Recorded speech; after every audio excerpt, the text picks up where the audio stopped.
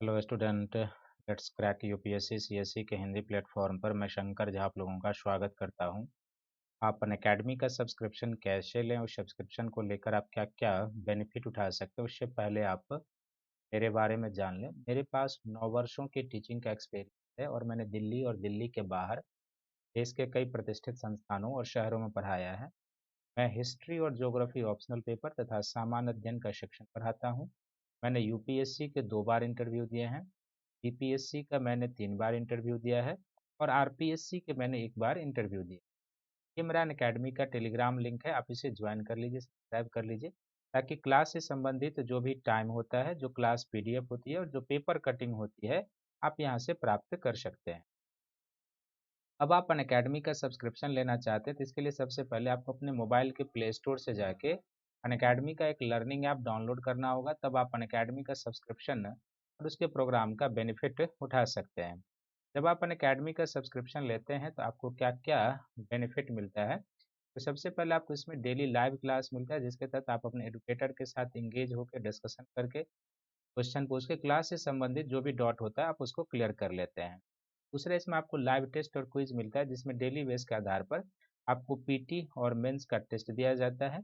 तीसरा, आपको एक स्ट्रक्चर कोर्स की प्राप्ति होती है, जिसके तहत एक निर्धारित समय में आपके यूपीएससी के पीटी और मेंस का सिलेबस कवर करा दिया जाता है। और चौथा, आप अनलिमिटेड एक्सेस को प्राप्त करते हैं, अर्थात आप भीड़ का हिस्सा नहीं बनते। देश के सबसे लार्जेस्ट ऑनलाइन एजुकेशन प्लेटफॉर्म से जुड़ जाते हैं, देश के टॉप एडुकेटर से मार्गदर्शन लेते हैं और अनअकैडमी के द्वारा चलाए गए मोर देन 15,000 से भी अधिक प्रकार के कोर्सेज जो यूपीएससी के पीटी, मेंस और इंटरव्यू गाइडलाइन प्रोग्राम से संबंधित है, आप उसका बेनिफिट उठाते हैं। अर्थात अनअकैडमी के एक सब्सक्रिप्शन से आप मल्टी बेनिफिट को प्राप्त करते हैं। अनअकैडमी के जीएस का 2 प्रकार का सब्सक्रिप्शन है, एक प्लस कोर्स का है और दूसरा जो है आइकॉनिक सब्सक्रिप्शन है। तो प्लस कोर्स का जो सब्सक्रिप्शन है, इसके 12 मंथ का जो सब्सक्रिप्शन है ये 49,500 का है और 24 मंथ का यह सब्सक्रिप्शन 72,000 का है। लेकिन यदि आप मेरा रेफरल कोड शंकर वाई प्रयोग करेंगे तो आपको 10% का डिस्काउंट मिल जाएगा। तो 12 मंथ का जो सब्सक्रिप्शन है आपको 44,550 में और 24 मंथ का यह सब्सक्रिप्शन है आपको 64,800 में प्राप्त हो जाएगा। इसी प्रकार जीएस का जो दूसरा आइकॉनिक सब्सक्रिप्शन है, आइकॉनिक सब्सक्रिप्शन के 12 मंथ का जो सब्सक्रिप्शन है यह 74,500 है और 24 मंथ का यह जो है 1,15,750 है। लेकिन यदि आप मेरा रेफरल कोड शंकर वाई प्रयोग करेंगे तो आपको 10% डिस्काउंट यहाँ भी मिल जाएगा। तो 12 मंथ का जो सब्सक्रिप्शन है यह 67,050 में और 24 मंथ का यह सब्सक्रिप्शन आपको 1,04,175 में प्राप्त हो जाएगा। इसी प्रकार अनअकैडमी के द्वारा जो है नेक्स्ट कॉम्बाट का जो आयोजन किया जा रहा है वो है 14 फरवरी को। तो 14 फरवरी को इसकी टाइमिंग जो है 11 AM है और इसमें आप इनरोल कर सकते हैं। कॉम्बाट में जाने के लिए मेरा यूज अप्लाई कर सकते हैं, कोड आप शंकर वाई आप अप्लाई करेंगे तो आप इसमें पार्टिसिपेट कर सकते हैं। ये 60 मिनट का होगा, 60 क्वेश्चन है, रिलेटिव स्कोरिंग होती है।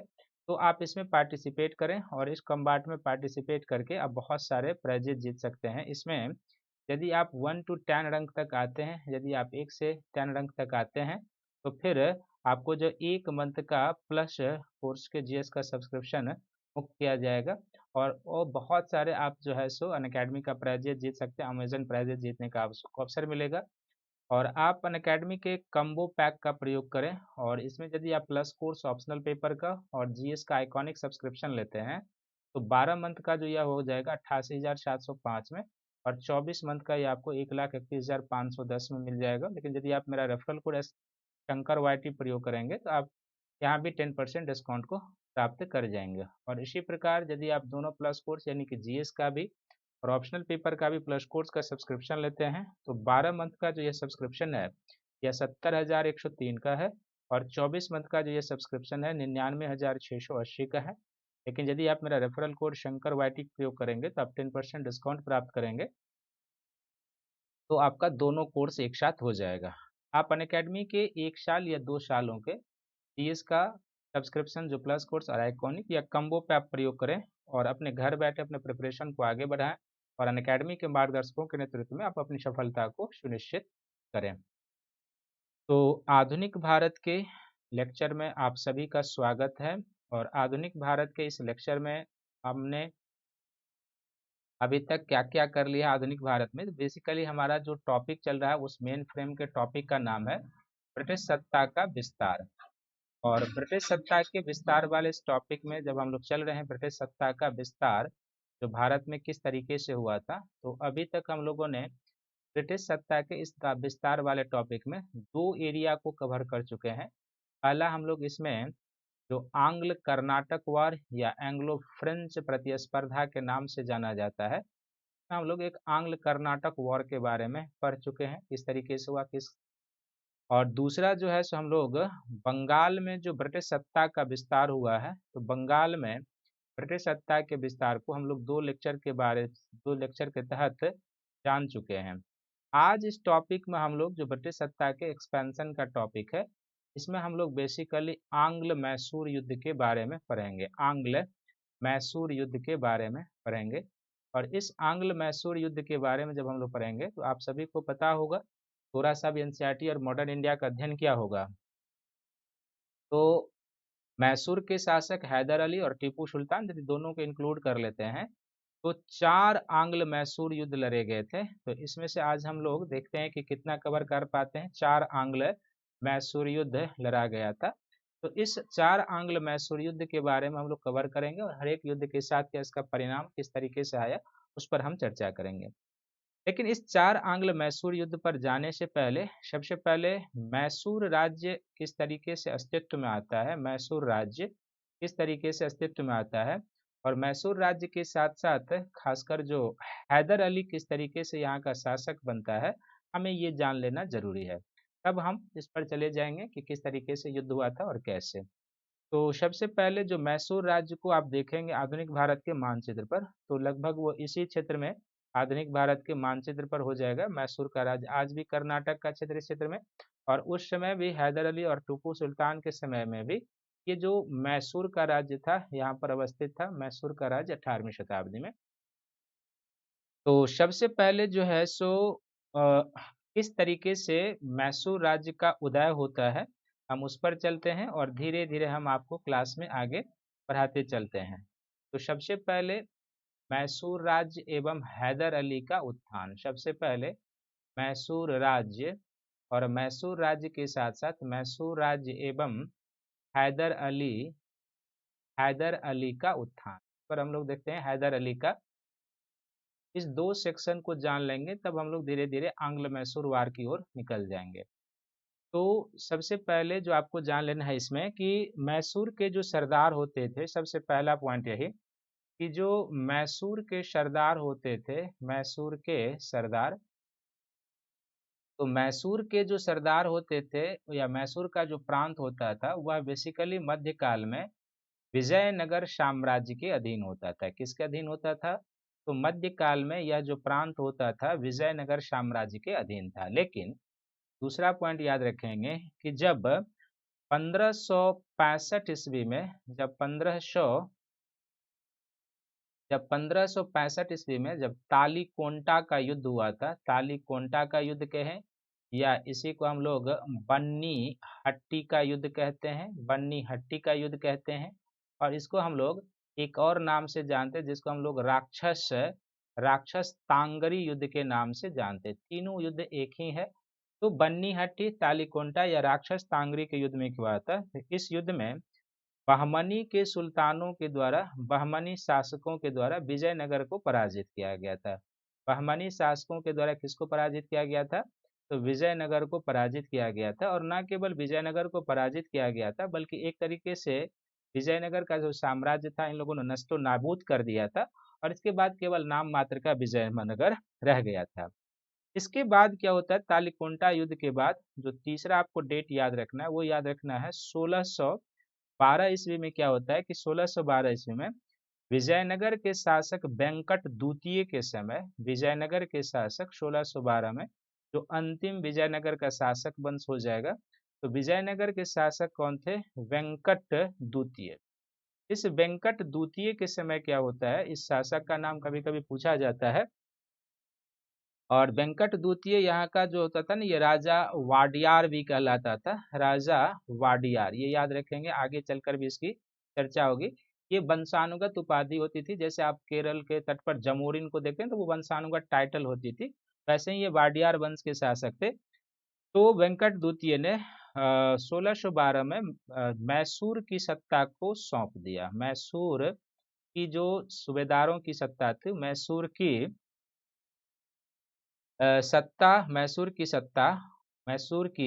सत्ता को क्या किया, वाडियार वंश के राज्यों में मैसूर की सत्ता को वाडियार वेंकट द्वितीय ने मैसूर के शासक की सत्ता को वाडियार शासकों को सौंप दिया। वाडियार शासकों को सौंप दिया। यहाँ पर वाडियार शासक को सौंप दिया किसके शासनकाल में, तो वेंकट द्वितीय के शासनकाल में। और जब वेंकट द्वितीय के शासनकाल में तो धीरे धीरे क्या होता है कि वाडियार शासकों के अधीन जो होता है, वाडियार शासकों के अधीन जो होता है वो मैसूर की सत्ता का विस्तार होता है। यानी कि वेंकट द्वितीय जो विजयनगर का शासक है, इस शासक के समय में सत्ता हस्तांतरण की प्रक्रिया शुरू होती है और विजयनगर के शासकों के हाथ से जो है वाडियार शासकों के हाथ में सत्ता चली जाती है। और यहाँ पर जो है सो मैसूर के राज्य का विस्तार होना शुरू होता है। इन शासकों के द्वारा क्या किया जाता है, मैसूर के राज्य का विस्तार किया जाता है। और वाडियार शासक के समय में जो खासकर ये जो सत्ता का विस्तार होता है, तो इस समय वाडियार वंश का एक शासक है जिसका नाम है चिक्क कृष्णाराज। वाडियार वंश के शासक के शासनकाल में वाडियार शासक है जिसका नाम है चिक्क कृष्णाराज। वाडियार शासक चिक्क कृष्णाराज के समय में, चिक्क कृष्णाराज के समय में जो है सो सत्ता का विस्तार भी होता है, लेकिन इसके समय में मैसूर की जो वास्तविक सत्ता होती है वो व्यक्तियों के हाथ में होती है। और वो देव व्यक्ति जो है उसमें एक का नाम है देवराज और दूसरे का नाम है नंदराज।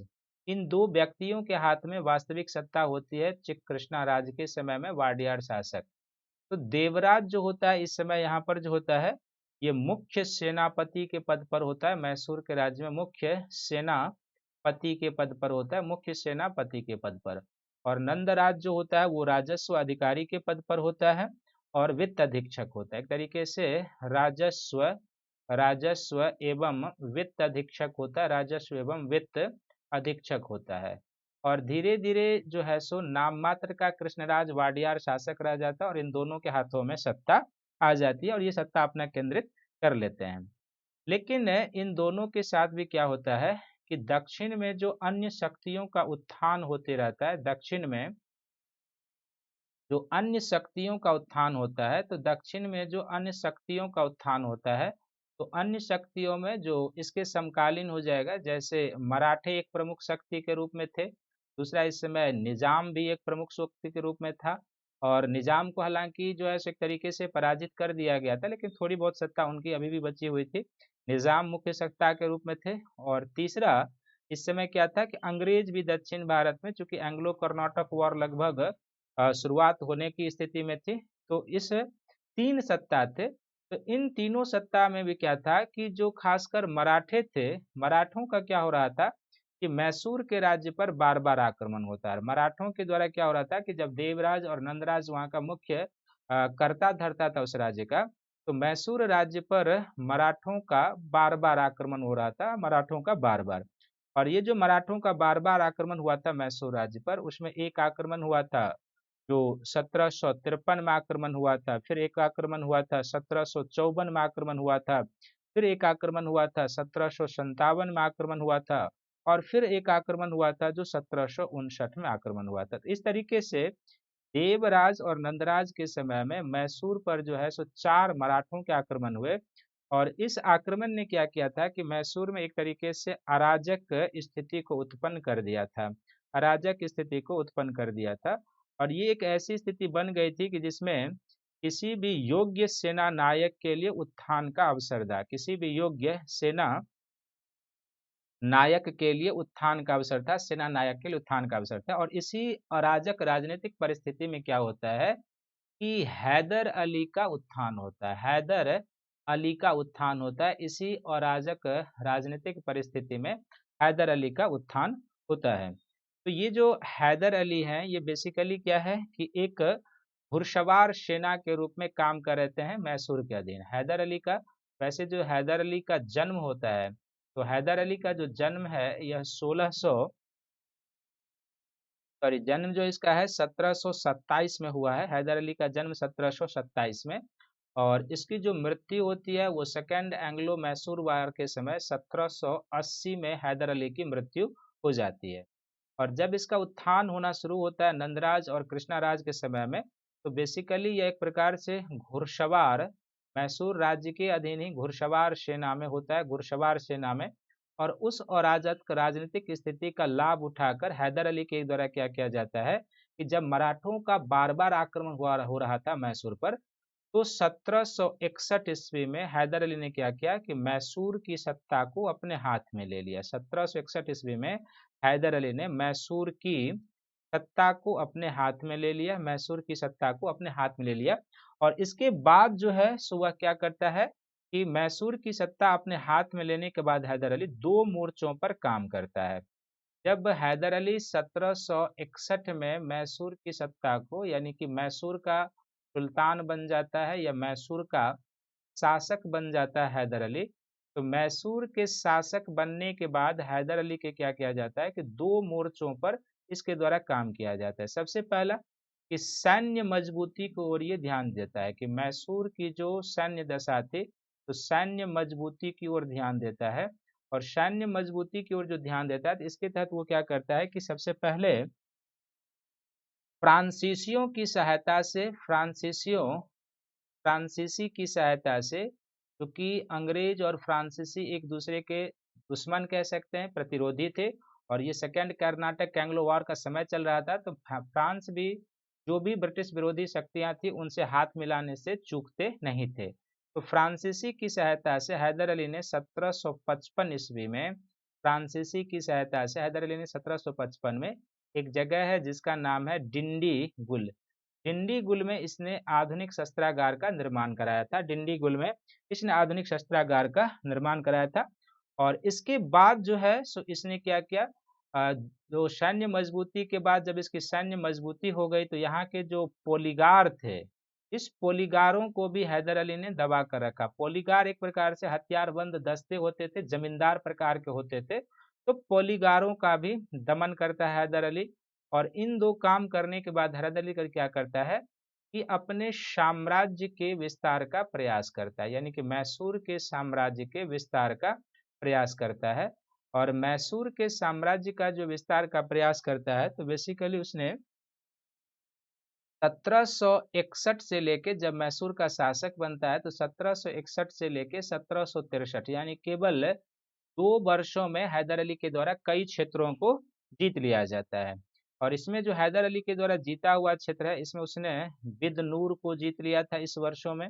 बिदनूर के साथ साथ उसके द्वारा है जो एक तरीके से सुंदर, सेंदा, कन्नर, बिदनूर, सुंदर, सेंदा, इसी तरीके से कन्नर, अन्य क्षेत्रों को भी फिर मालाबार को जीत लिया जाता है, जो केरल का तट है, मालाबार को जीत जाता है। दोरबेल्लापुर को जीत लेता है, दोरबेल्लापुर को जीत लेता है। दोरबेल्लापुर के साथ वो होजकोट को जीत लेता है, होजकोट को जीत लेता है, होजकोट को जीत लेता है। और इस तरीके से क्या करता है कि वो एक बृहत साम्राज्य, बड़े मैसूर साम्राज्य का निर्माण कर लेता है। इवन की जो केरल के कालीकट तट पर जमोरिन था, तो केरल के काली तट पर जमोरिन को भी, ये जहाँ के वंशानुगत शासक होते थे ये, तो उसको भी हैदर अली के द्वारा पराजित किया जाता है। और एक तरीके से बिल्कुल कर्नाटक और कुछ केरल के क्षेत्रों में, इन क्षेत्रों में मैसूर के राज्य की स्थापना कर लेगा। ये जो हैदर अली और टीपू सुल्तान के द्वारा जो संरक्षित विस्तारित मैसूर के राज्य का एरिया हो जाएगा। तो इस तरीके से मैसूर राज्य अस्तित्व में आता है कि सबसे पहले आपको यही समझना है कि मैसूर पहले भी विजयनगर के अधीन था। और तालीकोंटा युद्ध के बाद जब विजयनगर की स्थिति कमजोर बनती है, तो विजयनगर के शासक वेंकट द्वितीय के द्वारा क्या होता है, उसके समय में सत्ता हस्तांतरण की प्रक्रिया होती है और वाडियार वंशीय शासक को सत्ता दे दिया जाता है। धीरे धीरे वाडियार शासकों के अधीन जो है सो मैसूर का विस्तार होता है। उसमें एक शासक चिक कृष्णा राज है, उसके समय में जो देवराज नंदराज है उसके हाथ में वास्तविक सत्ता। धीरे धीरे मराठों का उस पर आक्रमण होता है उस समय में, और मराठों के आक्रमण से जो उत्पन्न अराजक राजनीतिक स्थिति होती है, उसी स्थिति में हैदर अली अपनी स्थिति को मजबूत करता है और अपना उत्थान करता है। और 1761 ईस्वी में वो क्या होता है कि मैसूर का शासक बन जाता है, ये याद रखेंगे। और शासक बनने के बाद दो मोर्चों पर काम करता है, एक सैन्य मजबूती के पक्ष पर तो फ्रांसीसी की सहयोग लेते हैं, और दूसरा साम्राज्य विस्तार के मोर्चे पर काम करता है। तो वो 1761 से 1763 के बीच इतने क्षेत्रों को जीत लेता है, ये ध्यान में रखने की जरूरत है। अब जो हैदर अली का और अंग्रेजों का युद्ध होता है, तो जो चार युद्ध होते हैं बेसिकली, तो जो चार युद्ध होता है और किस तरीके से होता है, जो चार युद्ध होता है उसको बेसिकली हम लोग क्या कहते हैं, एंग्लो मैसूर वॉर के नाम से जानते हैं। और ये जो चार युद्ध होता है वो एंग्लो मैसूर वॉर के नाम से जाना जाता है। तो इसमें सबसे पहले एक हेडिंग बना लीजिए, आंग्ल मैसूर युद्ध। आंग्ल मैसूर युद्ध। और जो ब्रिटिश सरकार के सत्ता विस्तार के कारण जो आंग्ल मैसूर युद्ध होता है, तो मैसूर के शासक और अंग्रेजों के बीच चार आंग्ल मैसूर युद्ध होते हैं। इसमें जो पहला आंग्ल मैसूर युद्ध होता है, जो प्रथम युद्ध होता है, यह पूरी तरीके से हैदर अली के शासनकाल में होता है। और प्रथम युद्ध जो होता है यह 1767 से लेके 1759 के बीच होता है। और मैसूर का शासक ऑब्वियसली इस समय कौन होगा, तो हैदर अली के शासनकाल में होता है। दूसरा जो आंग्ल मैसूर युद्ध होता है, तो दूसरा युद्ध जो होता है ये 1780 से लेके 1784 के बीच होता है। जाहिर सी बात है, कभी आपको बताया कि 82 में हैदर अली की मृत्यु हो जाती है। यहाँ पर यदि वर्ष आपको मिस हुआ होगा तो ये याद रखेंगे, 1782 में हैदर अली की मृत्यु हो जाती है। तो ये युद्ध दो चरणों में चलता है। आधा चरण यह युद्ध हैदर अली के द्वारा लड़ा जाता है, और आधा युद्ध जो है यह टीपू सुल्तान के द्वारा लड़ा जाता है। टीपू सुल्तान के द्वारा लड़ा जाता है, ये ध्यान में रखेंगे। फिर जो तीसरा आंग्ल मैसूर युद्ध होता है, तो जो तीसरा आंग्ल मैसूर युद्ध होता है वह 1792 में युद्ध होता है। 1792 में युद्ध होता है। और 1792 में जो युद्ध होता है यह भी 2 वर्ष चलता है, यानी कि 1790 से लेके 1792 के बीच यह युद्ध होता है। 1790 से 1792 की। और पूरी तरीके से ये युद्ध जो होता है टीपू सुल्तान के समय में होता है। और जो चौथा या अंतिम आंग्ल मैसूर युद्ध होता है, तो चौथा या अंतिम आंग्ल मैसूर युद्ध जो होता है ये 1799 में होता है। और इस युद्ध में टीपू की पराजय, मृत्यु होती है, टीपू की मृत्यु भी होती है। और मृत्यु के बाद क्या होता है कि मैसूर का अधिकांश भाग जो होता है, मैसूर का अधिकांश भाग क्या किया जाता है, मैसूर का अधिकांश भाग जो है वो ब्रिटिश साम्राज्य में मिला लिया जाता है। एक छोटा सा एरिया रख दिया जाता है जहाँ पर पुराने राजवंश के एक व्यक्ति को बैठा दिया जाता है और उस पर सहायक संधि थोप दी जाती है। तो ये चार जो है इस तरीके से युद्ध हुए हैं। अब हम लोग इन सभी के बारे में डिटेल से जानेंगे कि किस तरीके से कौन सा युद्ध हुआ था और किन परिस्थितियों में हुआ था। तो सबसे पहले हम लोग चलते हैं, जो प्रथम आंग्ल मैसूर युद्ध हुआ था वो किस तरीके से और किस प्रकार से। तो आप इस डायग्राम पर आ जाएं कि सबसे पहले आप देखें कि ये जो है ना, इस समय चूंकि ये बार बार चर्चा में आएगा, ये पेशवा के द्वारा जो शासित क्षेत्र होता था, पेशवा टेरिटरी आप देख रहे हैं। तो ये जो जितना भी इधर से इधर का एरिया हो जाएगा ये पेशवा का। ये जो आप देख रहे हैं कि निज़ाम टेरिटरी हो जाएगा, जो हैदराबाद का निज़ाम होता था उसका। ये उत्तरी सरकार का क्षेत्र हो जाएगा, जो कृष्णा से लेके महानदी के बीच हो जाएगा। और यहाँ पर आप देख रहे हैं कि मद्रास का जो एरिया है, पांडिचेरी का एरिया है। तो ये पूरा का पूरा कर्नाटक का राज्य होता था। आज का जो कर्नाटक है वो पश्चिम में है, लेकिन जो 18वीं शताब्दी का कर्नाटक राज्य था वो पूर्वी भाग में था। और ये हो जाएगा मैसूर का राज्य। आप देख रहे हैं ये पूरा का पूरा मैसूर का राज्य हो जाएगा। यहाँ पर माहे बंदरगाह जिसकी आगे चर्चा होगी। और ये जो केरल का क्षेत्र है, ये जो अभी बचा हुआ क्षेत्र है, यहाँ पर कुछ ट्रावनकोर के राज्य सब होंगे जिसको ध्यान में रखना है।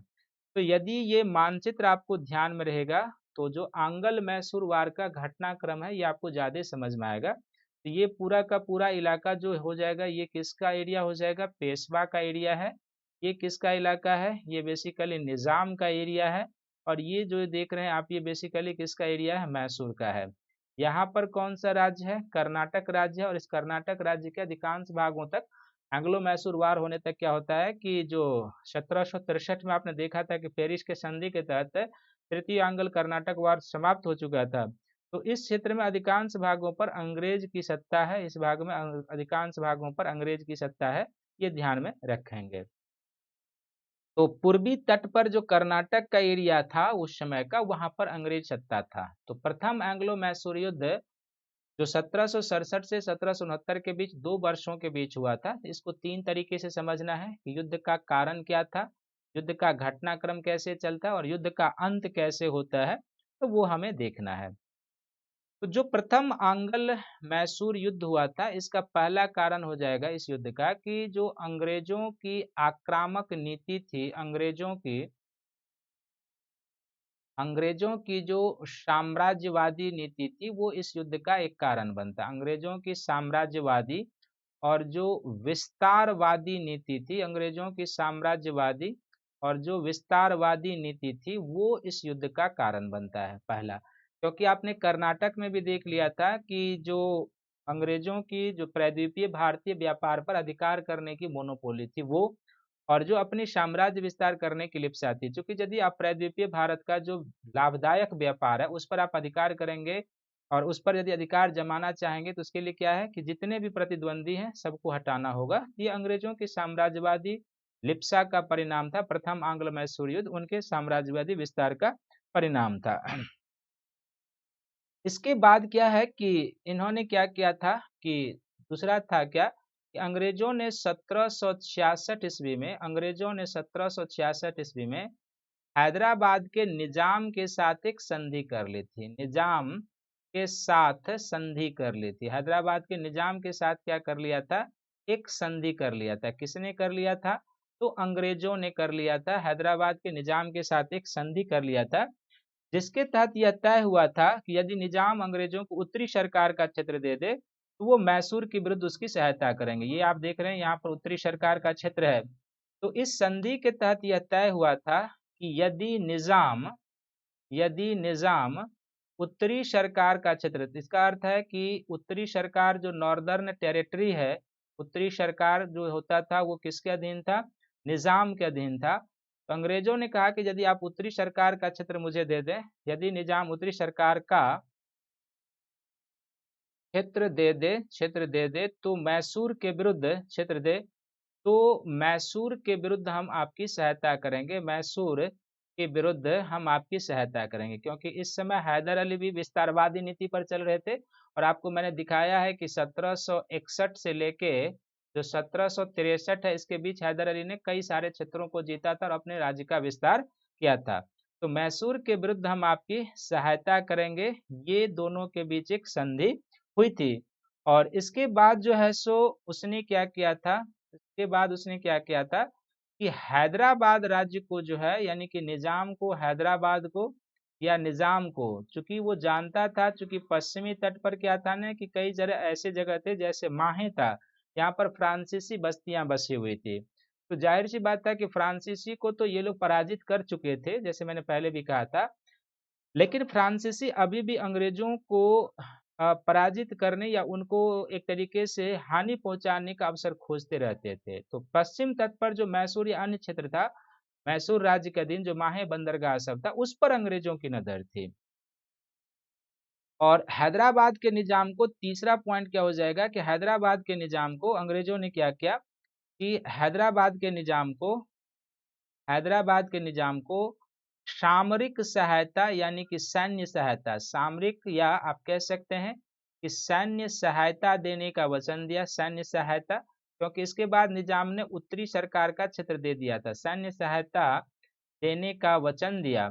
और जब सैन्य सहायता देने का वचन दिया और इसके बाद इसने मैसूर के विरुद्ध निजाम को भड़काना शुरू किया, मैसूर के विरुद्ध निजाम को भड़काना शुरू किया, मैसूर के विरुद्ध निजाम को भड़काना शुरू किया कि आप उस पर आक्रमण करें, मैसूर के विरुद्ध निजाम को उकसाना शुरू किया, एक तरीके से उकसाना शुरू किया कि आप उस पर आक्रमण करें। तो ये हो जाएगा। और इस तरीके से इस समय क्या हो जाएगा, प्रथम आंग्ल मैसूर युद्ध के पूर्व संध्या पर, प्रथम आंग्ल मैसूर युद्ध के पूर्व संध्या पर एक त्रिगुट का निर्माण हो चुका था। और प्रथम आंग्ल मैसूर युद्ध के पूर्व संध्या पर जो त्रिगुट का निर्माण हुआ था, तो इस त्रिगुट में कौन शामिल हो गए थे, तो एक तरफ अंग्रेज शामिल थे इसमें, दूसरी तरफ इसमें निजाम शामिल था और फिर इसमें कौन शामिल थे, कर्नाटक का जो शासक था, कर्नाटक राज्य भी इसमें शामिल था। तो यहाँ का एरिया हो जाएगा कर्नाटक का। तो इस त्रिगुट में अंग्रेज, निजाम और कर्नाटक का शासक शामिल था।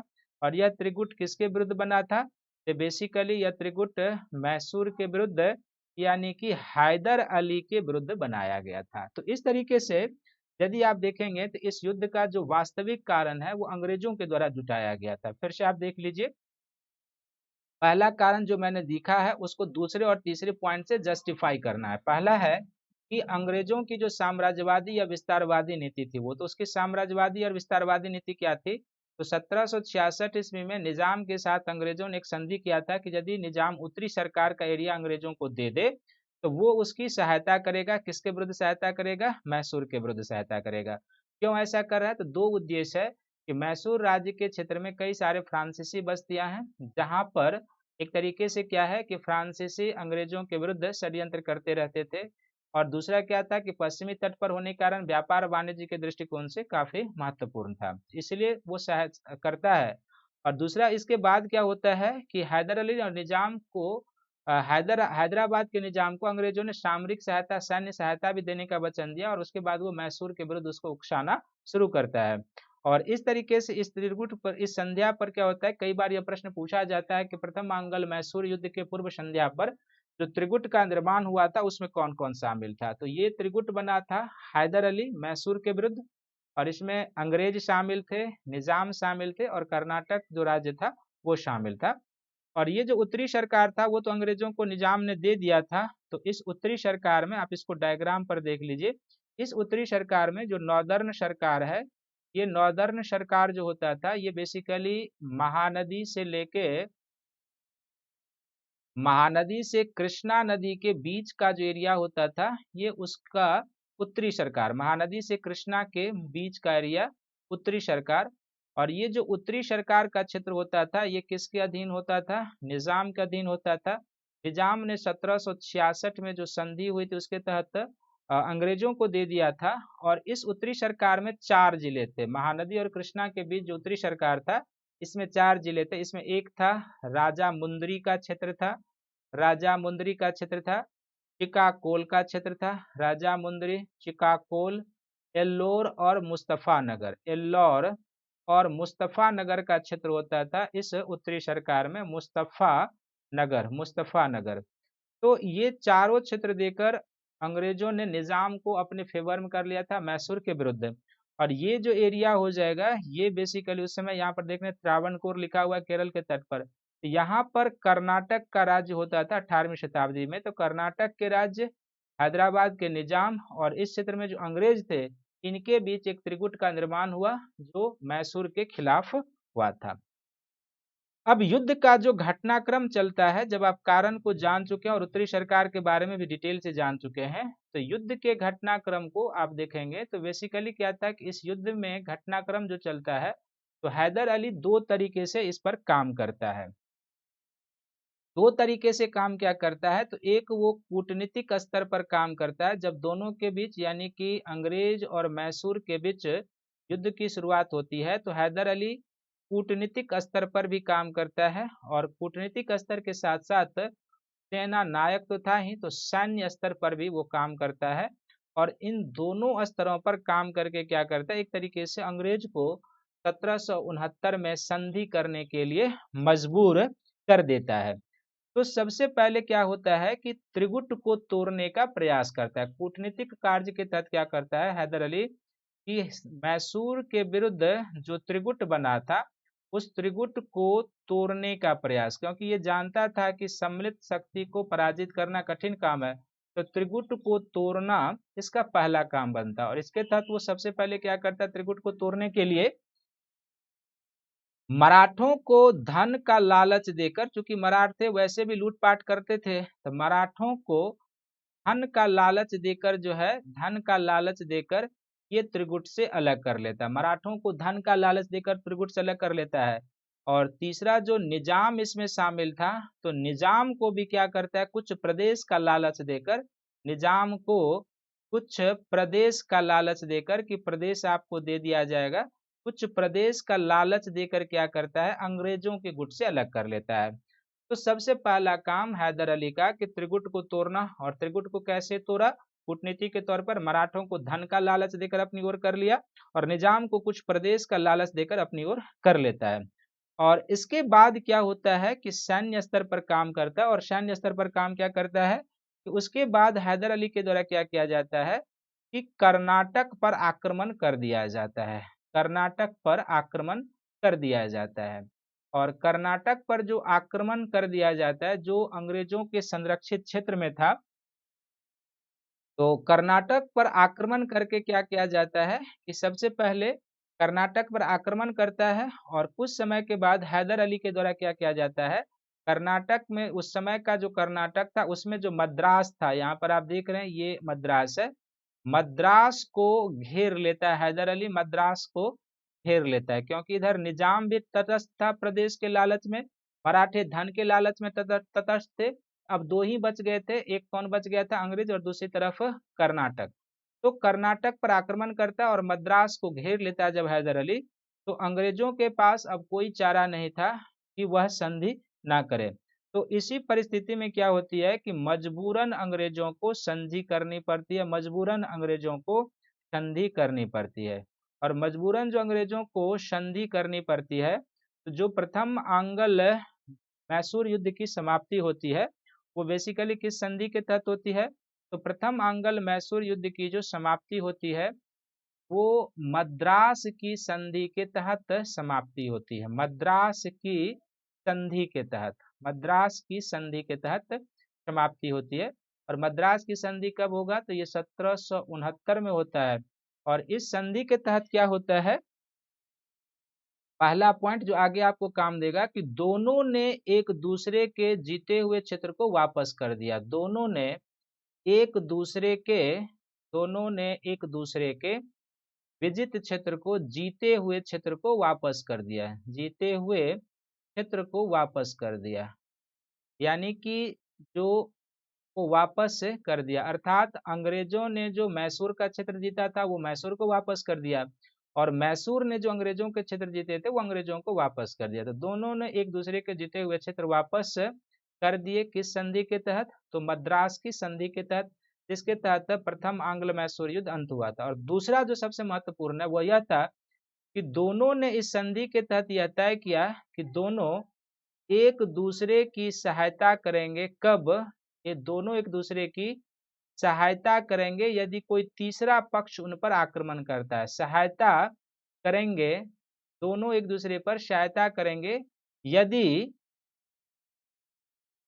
यदि कोई तीसरा पक्ष उन पर आक्रमण करता है, यदि कोई तीसरा पक्ष उन पर आक्रमण करता है, इसका अर्थ ये हुआ तीसरा पक्ष आक्रमण करता है, तीसरा पक्ष आक्रमण करता है, इसका अर्थ ये हुआ कि यदि उस समय की जो तीन अन्य शक्तियां थी प्रमुख रूप से दक्षिण भारत में, यदि इस समय की एक शक्तियां थी जो मराठा थे, दूसरी शक्तियां इस समय के और कौन थे, निजाम थे, और तीसरी शक्तियां इस समय के प्रमुख रूप से कौन थे, कर्नाटक थे। तो इसका अर्थ यही हुआ कि यदि निजाम मराठा अंग्रेज पर आक्रमण करेंगे तो मैसूर उसकी सहायता करेगा अंग्रेजों का, और यदि निजाम मराठा कर्नाटक के शासक मैसूर पर आक्रमण करेंगे तो फिर अंग्रेज मैसूर की सहायता करेंगे। यह मद्रास की संधि के तहत तय हुआ था।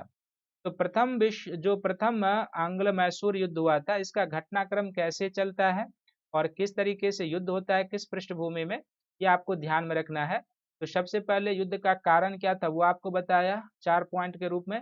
कारण के बाद युद्ध के घटनाक्रम को 2 स्तर पर रिकॉग्नाइज करके समझना, एक जो कूटनीतिक स्तर पर हैदर अली काम करता है वो, और दूसरा जो सैन्य स्तर पर काम करता है वो। और सैन्य स्तर पर काम करता है तो अंग्रेजों पर प्रेशर बढ़ता है, और उस प्रेशर के बढ़ने के बाद क्या होता है कि मद्रास की संधि करने के लिए हैदर अली अंग्रेजों को मजबूर करता है, और मद्रास की संधि करने के लिए जो हैदर अली अंग्रेजों को मजबूर करता है, तो उस संधि में ये 2 नॉर्म्स है जो आपको सेकेंड एंग्लो मैसूर युद्ध को समझने में मदद करेगा। खासकर जो दूसरा पॉइंट है वो आपको इसको समझने में मदद करेगा, ये ध्यान में रखने की जरूरत है। नेक्स्ट जो अगला हो जाएगा वो द्वितीय आंग्ल मैसूर युद्ध हो जाएगा, जो 1780 से 1784 के बीच हुआ था। और इसको भी उसी तरीके से समझना है कि कारण क्या था, घटनाक्रम कैसे चलता है और युद्ध का अंत कैसे होता है, वो ध्यान से देखेंगे। तो सबसे पहला पॉइंट जिसका कारण हो जाएगा, जो द्वितीय आंग्ल मैसूर युद्ध का कारण हो जाएगा, वो यह था कि 1771 ईस्वी में मराठों ने मैसूर पर आक्रमण किया था। मराठों ने मैसूर पर क्या किया था, आक्रमण किया था। मराठों ने मैसूर पर आक्रमण किया था। और जाहिर सी बात है कि जब मराठों ने मैसूर पर आक्रमण किया था तो मद्रास की संधि के तहत क्या होना चाहिए, अभी आपने देखा है आक्रमण किया था तो मद्रास की संधि के प्रावधान के तहत किया था। तो की संधि मद्रास की संधि के मद्रास की संधि के प्रावधानों के अनुरूप मद्रास की संधि के प्रावधानों के अनुरूप मद्रास की संधि के प्रावधानों के अनुरूप अंग्रेजों ने हैदर की सहायता नहीं की थी। अंग्रेजों ने हैदर की सहायता नहीं की थी, हैदर अली की सहायता नहीं की थी, हैदर अली की सहायता नहीं की थी, हैदर अली की सहायता नहीं की थी। तो उसमें क्या था कि दूसरा नॉर्थ, जो मैंने पहले भी आपको बताया था कि उसमें था मद्रास की संधि में कि यदि कोई तीसरी शक्ति हम दोनों के ऊपर आक्रमण करेगा तो हम दोनों एक दूसरे की सहायता करेंगे। तो मराठे ने मैसूर पर आक्रमण किया था 1771 ईस्वी में, लेकिन उस समय मद्रास की संधि के तहत जो अंग्रेजों को मैसूर का सहयोग करना चाहिए था वो उन्होंने नहीं किया था। तो ये इसका कारण बनता है एक। दूसरा क्या था, तो द्वितीय आंग्ल मैसूर युद्ध का कारण था कि इसका दूसरा कारण था कि मैसूर राज्य में अवस्थित एक माहे बंदरगाह, जो मैंने आपको दिखाया था, मैसूर राज्य में अवस्थित मैसूर राज्य में अवस्थित माहे बंदरगाह जो था, माहे बंदरगाह पर अंग्रेजों ने हमला कर दिया था। मैसूर राज्य में अवस्थित माहे बंदरगाह पर अंग्रेजों ने हमला कर दिया था। अंग्रेजों ने हमला कर दिया था। तो ये जो अंग्रेजों ने हमला कर दिया था, बेसिकली क्या था कि अब आप कहेंगे अंग्रेजों ने माहे पर क्यों हमला किया था, तो बेसिकली माहे पर इसने हमला कर लिया था कि एक तरीके से क्या था कि वहां पर फ्रांसीसी गतिविधि बढ़ रही थी। हालांकि 1763, जैसे कई बार मैंने बताया है कि 1763 की जो पेरिस की संधि हुई थी, इस 1763 की पेरिस की संधि के तहत फ्रांसीसियों के ऊपर कई सारे प्रतिबंध लगा दिए गए थे, लेकिन फिर भी फ्रांसीसी बाज नहीं आ रहे थे। तो माही बंदरगाह पर क्या था कि एक तरीके से इस समय अमेरिकी स्वतंत्रता संग्राम भी आप देखेंगे तो शुरू हो चुका था इससे पहले ही से ही। तो माहे बंदरगाह पर फ्रांसीसी अंग्रेजों से बदला लेने के लिए माहे बंदरगाह पर फ्रांसीसियों की गतिविधियां बढ़ गई थी। उसी को ध्यान में रखते हुए अंग्रेजों ने क्या था कि मैसूर राज्य में अवस्थित माहे बंदरगाह पर अंग्रेजों ने हमला कर दिया था और 1773 में इस पर अधिकार कर लिया था। 1773 में क्या किया था, माहे पर अधिकार कर लिया था, माहे पर अधिकार कर लिया था। तो जाहिर सी बात है कि ये जो माहे पर अधिकार कर लिया था, ये सीधा क्या था कि हैदर अली की संप्रभुता को चुनौती थी कि उसके राज्य में वो क्षेत्र और उस क्षेत्र पर उसके पूछे बिना आक्रमण कर दिया गया था। तो ये सीधे क्या था, हैदर अली की संप्रभुता को, सोभरजिनिटी को चुनौती थी, संप्रभुता को चुनौती थी ये। और अंग्रेजों के द्वारा यह भी आरोप लगाया जाता है कि सेकेंड एंग्लो मैसूर युद्ध पर एक त्रिगुट का निर्माण बना था इस समय भी, लेकिन इस समय जो त्रिगुट का निर्माण हुआ था वो बेसिकली अंग्रेजों के विरुद्ध हुआ था। इस समय जो त्रिगुट का निर्माण हुआ था वो अंग्रेजों के विरुद्ध हुआ था। तो इस त्रिगुट में जो इस समय अंग्रेजों के विरुद्ध हुआ था, इसमें कौन कौन सा शामिल था, इसमें एक मैसूर तो शामिल था ही, दूसरा इसमें निजाम भी शामिल था, और तीसरा जो समय की प्रमुख शक्तियां मराठे थे, मराठे भी शामिल हुए थे। इन त्रिगुट का निर्माण हुआ था। इस तरीके से जिस तरीके से प्रथम आंग्ल मैसूर युद्ध के अवसर पर अंग्रेजों ने मैसूर के खिलाफ एक त्रिगुट का निर्माण कर लिया था, ठीक उसी तरीके से द्वितीय आंग्ल मैसूर युद्ध की पूर्व संध्या पर हैदर अली ने अंग्रेजों के विरुद्ध एक त्रिगुट का निर्माण कर लिया था। तो इसी पृष्ठभूमि में युद्ध की शुरुआत होती और यही कारण है सेकेंड एंग्लो मैसूर युद्ध का। पहला फिर से कि 1771 ईस्वी में मराठों ने मैसूर पर आक्रमण किया था तो मद्रास की जो संधि हुई थी 1769 में, उस मद्रास की संधि के तहत क्या था कि अंग्रेजों को हैदर अली की सहायता करनी थी, जो नहीं किया था, वो एक कारण बन चुका। दूसरा इसका कारण था कि मैसूर राज्य में अवस्थित जो माहे बंदरगाह था, जो आपको मैप में भी दिखाया था, उस माहे बंदरगाह पर अंग्रेजों ने आक्रमण करके कब्जा कर लिया था 1773 में। और माहे पर क्यों? क्योंकि इस समय फ्रांसीसियों की गतिविधि फिर से एक बार माहे में बढ़नी शुरू हो चुकी थी। तो उसने उस पर आक्रमण करके उस पर कब्जा कर लिया था, और यह हैदर अली की संप्रभुता को सीधे चुनौती था, क्योंकि हैदर अली के राज्य में मैसूर पड़ता माहे पड़ता था, और उसे बिना कहे सुने उस पर आक्रमण कर दिया गया था। और इस युद्ध के पूर्व संध्या पर कूटनीतिक प्रयास के तहत हैदर अली ने क्या किया था कि एक त्रिगुट का निर्माण कर लिया था, और इस त्रिगुट में अंग्रेजों के विरुद्ध वो त्रिगुट था जिसमें मैसूर थे, निजाम थे और मराठे थे। ये आपको ध्यान में रखने की जरूरत है। अब इस युद्ध का जो घटनाक्रम चलता है, इस घटनाक्रम को आपको दो चरण में बांटकर देखना है।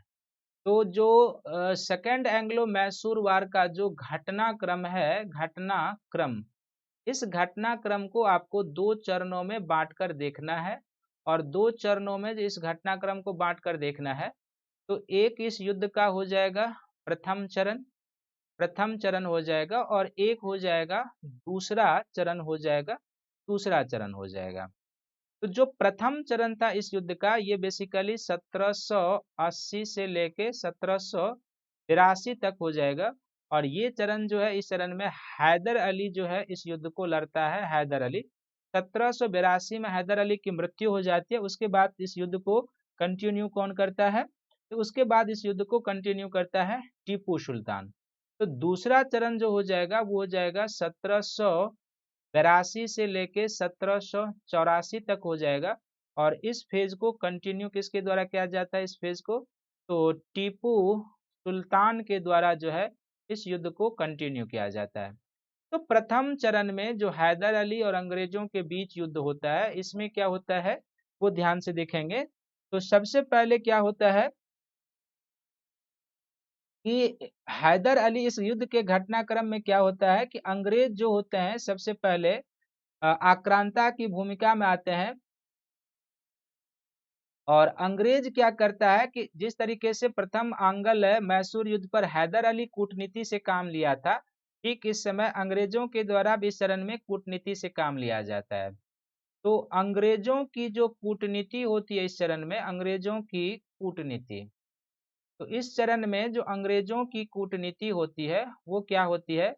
इस चरण में अंग्रेज सबसे पहले क्या कहते हैं कि निजाम को गुंटूर का क्षेत्र देकर त्रिगुट से अलग कर लेते हैं। निजाम को गुंटूर का क्षेत्र देकर, निजाम को गुंटूर का क्षेत्र देकर, निजाम को गुंटूर का क्षेत्र देकर त्रिगुट से अलग देकर त्रिगुट से अलग कर लेता है। यानी कि अंग्रेज निजाम को आंध्र प्रदेश में गुंटूर का क्षेत्र दे देता है और उससे त्रिगुट से अलग कर लेता है। यानी कि निजाम को अपने पक्ष में मिला लिया, निजाम को अपने पक्ष में शामिल कर लेता है। ये ध्यान में रखेंगे। और साथ ही जो उस समय की अन्य शक्तियां थी, जैसे सिंधिया था, भोंसले था, उसको भी अपने पक्ष में कर लिया जाता है। दूसरा, जब इस युद्ध की शुरुआत होती है तो सबसे पहले क्या होता है कि इसमें कूटनीतिक घटनाक्रम के बाद जब युद्ध की शुरुआत होती है तो इसमें क्या होता है कि 1780 में हैदर अली के द्वारा आरकट पर हमला किया जाता है। कर्नाटक की राजधानी अर्काट पर हमला किया जाता है। अर्काट पर हमला और उसको जीत लेता है हैदर अली। अर्काट पर हमला और उसको जीत लेता है, जीत लिया। ये हैदर अली की इस युद्ध में पहली जीत है। लेकिन इसके बाद क्या होता है कि 1781 ईस्वी में चार्ल्स कूट के द्वारा 1781 ईस्वी में चार्ल्स कूट के द्वारा हैदर अली को पराजित किया जाता है कई सारे युद्धों में। तो एक युद्ध है उसमें पोर्टो नोबो का युद्ध। पोर्टो नोबो के युद्ध में हैदर अली को पराजित किया जाता है। पोर्टो नोबो के युद्ध में हैदर अली को पराजित किया जाता है 1781 में चार्ल्स किसके द्वारा? तो चार्ल्स आयर कूट के द्वारा, चार्ल्स कूट के द्वारा पराजित किया जाता है। और आगे चलकर युद्ध में घायल होने के बाद ही क्या होता है कि 1782 ईस्वी में हैदर अली की मृत्यु हो जाती है। युद्ध के दौरान ही हैदर अली की क्या होती है? मृत्यु हो जाती है, हैदर अली की मृत्यु। जब 1782 में हैदर अली की मृत्यु हो जाती है तो उसका पुत्र टीपू सुल्तान युद्ध को जारी रखता है और 1782 से लेकर 1784 का जो सेकेंड एंग्लो मैसूर युद्ध का दूसरा चरण है वो बेसिकली क्या है, टीपू सुल्तान के द्वारा लड़ा जाता है। तो टीपू सुल्तान के द्वारा जब लड़ा जाता है तो बेसिकली क्या होता है कि टीपू सुल्तान युद्ध जारी रखता है और कर्नल ब्रथवेट के अधीन जो अंग्रेजी फौज होता है, कर्नल ब्रथवेट के अधीन कर्नल ब्रथवेट के अधीन अंग्रेजों को पराजित करता है। अंग्रेजों को पराजित करते हैं, कर्नल ब्रथवेट के अधीन अंग्रेजों को पराजित करता है टीपू सुल्तान। और जब कर्नल ब्रथवेट के अधीन टीपू सुल्तान के द्वारा अंग्रेजों को पराजित किया जाता है और फिर वेलूर पर जो अंग्रेज आक्रमण करता है, वेलूर पर अंग्रेज के आक्रमण को विफल कर देता है, वेलूर पर अंग्रेज के आक्रमण को विफल कर देता है, आक्रमण को विफल। तो इस तरीके से दो मोर्चे पर टीपू सुल्तान ने अंग्रेजों को परास्त कर दिया। एक कि कर्नल ब्रथवेट के अधीन अंग्रेजी फौज को पराजित करता है और उसके बाद जब अंग्रेजों के द्वारा प्रतिकार किया जाता है तो वेलूर पर आक्रमण करते हैं, लेकिन हैदर अली के बाद जो टीपू सुल्तान युद्ध में शामिल हो चुका था वह भी वेलूर पर अंग्रेजों के आक्रमण को विफल कर देता है और सफल कर देता है। और जब विफल कर देता है और सफल कर देता है, ना केवल विफल कर देता है बल्कि तीसरा कदम और उठाता है कि टीपू सुल्तान के द्वारा मंगलौर को घेर लिया जाता है, टीपू सुल्तान के द्वारा मंगलौर को घेर लिया जाता है जो अंग्रेजों के अधीन था, मंगलौर को घेर लिया। तो इस युद्ध में घटनाक्रम को ध्यान में ये रखना है कि इस युद्ध को दो चरणों में देखेंगे। प्रथम जो सेकंड जो एंग्लो मैसूर हुआ युद्ध है, तो इसका जो प्रथम चरण है वो कहाँ पर है, तो इसका प्रथम चरण जो है 1780 से 82 है, हैदर अली। और इस चरण में क्या होता है कि पहले अंग्रेज कूटनीति करते हैं, तो जो अंग्रेजों के विरुद्ध त्रिगुट बना था जिसमें निजाम शामिल थे, मराठे शामिल थे और मैसूर के शासक शामिल थे, तो निजाम को अंग्रेजों के द्वारा आंध्र प्रदेश में अवस्थित गंटूर के क्षेत्र का लालच देकर उससे अलग कर देता है, त्रिगुट को कमजोर कर देता है। और अन्य जो शक्तियां थी जैसे सिंधिया था, गायकवाड़ था, मराठा कॉन्फेडरेशन का, उसको भी अपनी ओर मिला लेता है कूटनीतिक प्रयास के तहत। लेकिन जब युद्ध होता है तो 1780 में सबसे पहले क्या होता है कि हैदर अली के द्वारा कर्नाटक की राजधानी अरकाट पर हमला किया जाता है, उसको जीत लिया जाता है। अंग्रेजों का प्रतिकार होता है तो 1781 ईस्वी में चार्ल्स आयरकूट या चार्ल्स कूट के द्वारा पोर्टो नोबो के युद्ध में हैदर अली की पराजय की जाती है और 1782 में युद्ध के बाद हैदर अली की मृत्यु हो जाती है। हैदर अली की मृत्यु के बाद यह युद्ध रुकता नहीं है, युद्ध का दूसरा चरण चालू होता है जो 1782 से 1784 और हैदर अली का पुत्र टीपू सुल्तान इस युद्ध को जारी रखता है। और टीपू सुल्तान तीन प्रमुख मोर्चे पर इसमें सफलता प्राप्त करता है। सबसे पहले कि कर्नल ब्रथवेट के अधीन अंग्रेजी फौज को पराजित करता है, दूसरा वेलूर पर जो अंग्रेजों का आक्रमण होता है उसको विफल कर देता है और वेलूर पर आक्रमण के विफल करने के बाद तीसरा मैंगलोर में अंग्रेजों को घेर लेता है, यानी मैंगलोर जो अंग्रेजों के प्रभाव के अधीन रहता है वह घेर लेता है। और जब मैंगलोर को घेर लेता है तो अंग्रेजों को मजबूर करता है संधि करने के लिए। फिर यहाँ पर क्या होता है कि मजबूरन अंग्रेज को संधि करनी पड़ती है, मजबूरन अंग्रेज को संधि करनी पड़ती है, अंग्रेजों को संधि करनी पड़ती है। तो मजबूरन जो अंग्रेजों को संधि करनी पड़ती है, तो ठीक उसी तरीके से सेकेंड एंग्लो मैसूर युद्ध के बाद एक संधि होती है जिसको हम लोग मंगलौर की संधि कहते हैं, मंगलौर की संधि।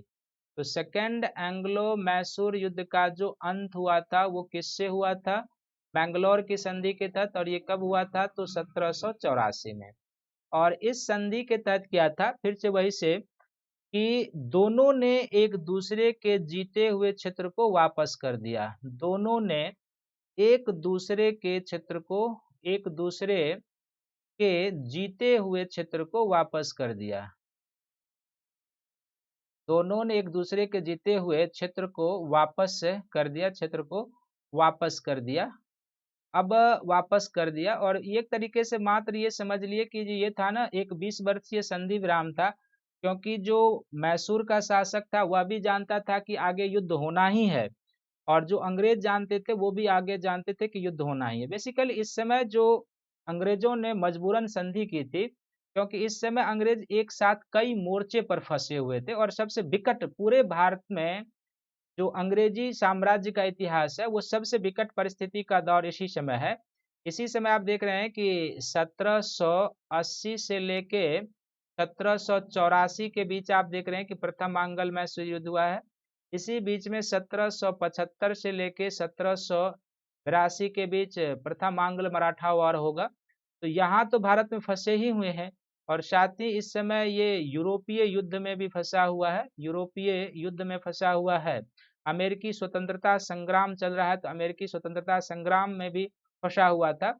तो कई मोर्चे पर अंग्रेज फंसे हुए थे, इसलिए उनको जल्दबाजी थी कि एक सम्मानजनक संधि कोई हो जाए।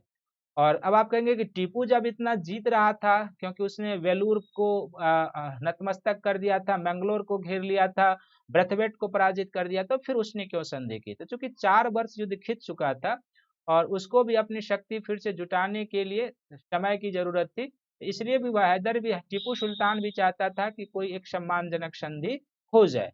तो दोनों इस कंडीशन में थे, लेकिन संधि करने की मजबूरन ज्यादा किसको थी? अंग्रेजों को थी, क्योंकि वो कई मोर्चे पर फंसे हुए थे और हो सकता था कि यदि ये युद्ध लंबा खिंचता तो अंग्रेजों को और क्षति उठानी पड़ती और हानि उठानी पड़ती। इसलिए यहाँ पर वारेन हेस्टिंग्स का एक स्टेटमेंट है कि ये जो मैंगलोर की संधि है अंग्रेजों की तरफ से, इस मैंगलोर की संधि पर हस्ताक्षर करने वाला जो था वो था चार्ल्स मैकार्टनी। चार्ल्स मैकार्टनी जो था अंग्रेजों की तरफ से इस संधि पर हस्ताक्षर करने वाला था। तो यहाँ पर वॉरेन हेस्टिंग्स का एक स्टेटमेंट है, जो उस समय गवर्नर था, वो कहता है कि ये चार्ल्स मैकार्टनी कितना मूर्ख है जो मद्रास होकर भी प्राप्त करने की जो स्थिति है वो उसको प्राप्त नहीं कर पाएगा। तो अंग्रेज बहुत ही परेशान थे इस संधि को करने के लिए और अंततः 1784 में ये संधि हो जाती है, जिसके तहत क्या होता है कि दोनों एक दूसरे के जीते हुए क्षेत्र को वापस कर देते हैं। ये ध्यान में रखने की जरूरत है।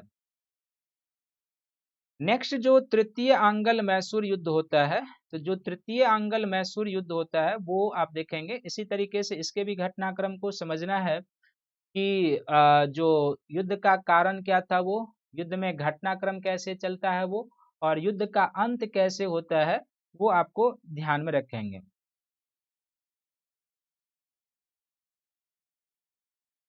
इस युद्ध का जो सबसे पहले कारण हो जाएगा वो कारण क्या था? तो सबसे पहले कारण था कि मैसूर के खिलाफ, मैसूर, फिर से एक बार, मैसूर के खिलाफ युद्ध का पहला कारण कि मैसूर के खिलाफ निजाम को अंग्रेजों के द्वारा उकसाना, निजाम को अंग्रेजों के द्वारा उकसाना, निजाम को अंग्रेजों के द्वारा उकसाना। जैसा इन्होंने प्रथम आंग्ल मैसूर युद्ध के समय करना शुरू किया था हैदर अली के समय, ठीक उसी तरीके से इस समय भी ये करना शुरू करते हैं। और यह जो था यह बेसिकली एक तरीके से मैंगलोर के संधि के प्रावधानों का उल्लंघन था। मंगलौर की जो संधि हुई थी जिससे द्वितीय आंग्ल मैसूर युद्ध अंत हुआ था, तो मंगलौर की संधि के प्रावधानों का उल्लंघन था, संधि के प्रावधानों का उल्लंघन था। यानी कि उसमें एक प्रावधान था, प्रावधानों का उल्लंघन था। जिस तरीके से सेकंड उल्लंघन था, जिस तरीके से आपने देखा था कि सेकंड आंग्ल मैसूर युद्ध के समय मद्रास के संधि के प्रावधानों का उल्लंघन किया था, ठीक इस समय अंग्रेजों के द्वारा फिर से क्या किया जा रहा है? जो मैंगलोर की संधि का प्रावधान है कि दोनों एक दूसरे के शत्रु की सहायता नहीं करेंगे, तो वो फिर से मैसूर के खिलाफ निजाम को तैयार करना शुरू कर देते हैं। ये ध्यान में रखेंगे। दूसरा क्या था, इसका कारण क्या था कि जो दूसरा इस युद्ध का कारण क्या था कि मैसूर के खिलाफ फिर से अंग्रेजों ने एक त्रिगुट का निर्माण कर लिया था। मैसूर के खिलाफ त्रिगुट का निर्माण, मैसूर के खिलाफ त्रिगुट का निर्माण कर लिया था, मैसूर के खिलाफ त्रिगुट का निर्माण। और मैसूर के खिलाफ जो त्रिगुट का निर्माण हुआ था, तो इसमें फिर से कौन थे? चूंकि निजाम को ये उकसा ही रहे थे, इसमें निजाम शामिल था, इसमें मराठा शामिल था और इसमें अंग्रेज शामिल थे। तो इस तृतीय आंग्ल मैसूर युद्ध की पूर्व संध्या पर जो मैसूर के खिलाफ इसने गठबंधन बनाया था, त्रिगुट बनाया था, उसमें निजाम, मराठे और अंग्रेज फिर से शामिल थे। तो ये एक युद्ध का कारण था। और तीसरा जो इस युद्ध का कारण था वो यह था कि एक बार फिर से माही बंदरगाह पर फ्रांसीसी गतिविधि बढ़ गई थी। माही या माहे, माही बंदरगाह पर, माही बंदरगाह पर फ्रांसीसी गतिविधि में वृद्धि, फ्रांसीसी माही बंदरगाह पर फ्रांसीसी गतिविधि में वृद्धि, फ्रांसीसी गतिविधि में वृद्धि। तो माही बंदरगाह पर जो फ्रांसीसी गति में वृद्धि हुई थी, यहाँ पर फ्रांसीसी युद्धपोत सब आने शुरू हो चुके थे। तो ये अंग्रेजों को जो था सो फिर से लग रहा था कि मैसूर और फ्रांस के शासक का जो गठजोड़ है वो जो है सो हमें परेशान कर सकता है। तो यह भी एक इसका कारण बनता है। और इसलिए वो क्या करता है, अंग्रेजों के द्वारा क्या किया जाता है, इसको देखते हुए जो चौथा इस युद्ध का कारण बनता है वह यह बनता है कि जो कोचिन रियासत है, यहाँ पर कोचिन रियासत के शासक के साथ, कोचिन रियासत जो केरल के तट पर है, कोचिन रियासत और मैसूर राज्य के साथ उसकी सीमा मिल रही है कोचिन रियासत की।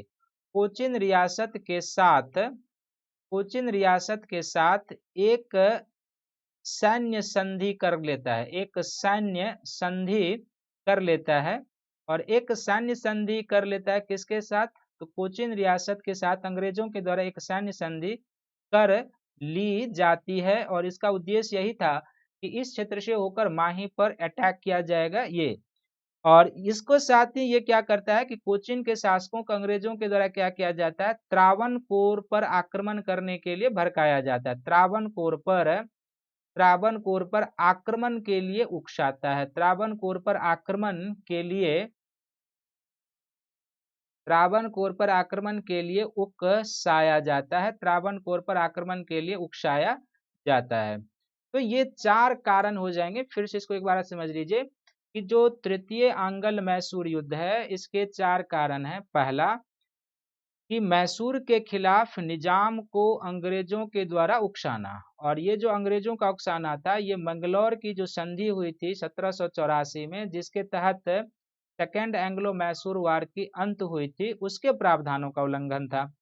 दूसरा क्या था कि मैसूर के खिलाफ फिर से अंग्रेजों ने कूटनीतिक पहल तेज करके एक त्रिगुट का निर्माण कर लिया था जिसमें निजाम, मराठे, अंग्रेज शामिल थे। और तीसरा कि माही बंदरगाह पर इस समय फिर से एक बार फ्रांसीसी गतिविधि बढ़ रही थी, कई युद्धपोत, जलपोत जो है सो यहाँ पर देखे गए थे फ्रांसीसी। तो अंग्रेजों के लिए ये खतरे की घंटी थी एक तरीके से, क्योंकि इनको लग रहा था कि यदि मैसूर और फ्रांसीसी आपस में मिल जाते हैं तो उनको कड़ी चुनौती दे सकते हैं। और इस समय फ्रांस में 1790 से 92 नेपोलियन के उत्थान का समय था। आगे चलकर भारत पर नेपोलियन के आक्रमण की संभावना भी बनती है, अभी नहीं लेकिन आगे चलकर। तो कुल मिलाकर कंडीशन इनके लिए क्रिटिकल थी। और कोचिन रियासत के साथ इसी को ध्यान में रखते वो क्या करता है, एक सैन्य संधि कर लेता है। और कोचिन रियासत के साथ अंग्रेजों के द्वारा जो सैन्य संधि कर ली जाती है उसके बाद त्रावणकोर पर उसको आक्रमण के लिए उकसाता है। त्रावणकोर का जो एरिया था, अब इसको कहेंगे त्रावणकोर से युद्ध की शुरुआत कैसे होती है। तो अगला जिसमें होता है कि जब त्रावणकोर पर उकसाया जाता है केरल के शासक को, तो ये टीपू की संप्रभुता को चुनौती थी, टीपू की संप्रभुता को चुनौती थी, टीपू की संप्रभुता को चुनौती। टीपू की संप्रभुता को कैसे चुनौती थी, जब केरल के शासक यानी कि जो कोचीन के शासक ने त्रावणकोर पर अंग्रेजों के कहने से आक्रमण किया, तो ये टीपू की संप्रभुता को कैसे चुनौती थी। तो टीपू जो था त्रावणकोर को अपना संरक्षित क्षेत्र मानता था, टीपू त्रावणकोर को अपना संरक्षित क्षेत्र मानता था, अपना संरक्षित क्षेत्र मानता था, ठीक है। और अपना संरक्षित क्षेत्र जो मानता था, एक तो इसके कारण हुआ था कि ये मेरा संरक्षित क्षेत्र है, उस पर कोचिन के शासक ने हमला कैसे कर दिया, एक। और दूसरा क्या था कि इसी रास्ते से होकर अंग्रेज माही बंदरगाह की ओर फिर से जा रहे थे। अंग्रेज माही बंदरगाह, जहां पर फ्रांसीसी युद्धपोत, जलपोत आ रहे थे, अंग्रेज माही बंदरगाह की ओर जा रहे थे, माही बंदरगाह की ओर हमले के लिए जा रहे थे, की ओर जा रहे थे। तो इन दोनों कारणों से क्या था कि टीपू के लिए एक संप्रभुता की चुनौती थी। तो टीपू ने क्या किया, इसका प्रतिकार करता है। और टीपू प्रतिकार करता है तो सबसे पहले वो क्या करता है कि त्रावणकोर पर आक्रमण करके जीत लेता है। और त्रावणकोर पर जब आक्रमण किया जाता है टीपू के द्वारा, जो पहले से ही उसका संरक्षित क्षेत्र था, तो इस क्रम में कोचीन की रियासत के साथ उसकी संघर्ष शुरू हो गई। त्रावणकोर पर आक्रमण के क्रम में क्या हुआ कि टीपू का कोचीन के शासक के साथ संघर्ष, कोचीन के शासक के साथ संघर्ष हो जाता है। कोचीन के शासक के साथ संघर्ष की शुरुआत होती है। और जब कोचीन के शासक के साथ संघर्ष की शुरुआत होती है तो इससे पहले ही आपको बताया था कि कोचीन के शासक और अंग्रेजों के बीच एक सैन्य संधि हो चुकी थी कि यदि आपके ऊपर मैसूर आक्रमण करता है तो मैं आपकी सहायता करूंगा। उसी सैन्य संधि का परिणाम था कि अंग्रेज इसमें खिंचकर आ गए। और अंग्रेज इसमें खिंचकर आ गए तो किसके पक्ष के आ गए, अंग्रेज कोचीन के शासक के पक्ष के तरफ से आ गए। यानी यहाँ पर यह समझ लेना है, कंफ्यूजन में नहीं, कि टीपू की संप्रभुता को वो चुनौती थी कैसे। तो त्रावणकोर का जो क्षेत्र था टीपू उसे अपना संरक्षित क्षेत्र मानता था और उस पर कोचीन के शासक ने हमला कर दिया था। दूसरा कि अंग्रेज उसी क्षेत्र से होकर माही बंदरगाह की ओर जा रहे थे, जो टीपू की अनुमति के बिना जा रहे थे। तो ये दोनों टीपू के संप्रभुता को चुनौती थी। तो टीपू ने अपनी संप्रभुता को ठेस पहुंचाने वाली घटना को देखते हुए त्रावणकोर पर आक्रमण किया और त्रावणकोर पर आक्रमण करके जीत लेता है। जब त्रावणकोर पर आक्रमण करता है तो टीपू का सीधे कोचीन के शासक के साथ संघर्ष की शुरुआत हो जाती है। और ठीक इससे पहले जो आपको पॉइंट बताया था विचार, कि कोचीन के शासक और अंग्रेज जो हैं एक सैन्य संधि कर चुके हैं। आप देख रहे हैं एक सैन्य संधि हो चुकी है। और इस सैन्य संधि के तहत क्या था कि अंग्रेज अब इस युद्ध में एंट्री मार लेते हैं, कोचीन के साथ टीपू के अगेंस्ट में आ जाते हैं। और अब इस युद्ध की जो है सो कोचीन के शासक साइड हो जाते हैं और अब इस युद्ध की शुरुआत हो जाती है। तो अब इस युद्ध का जो घटनाक्रम चलता है,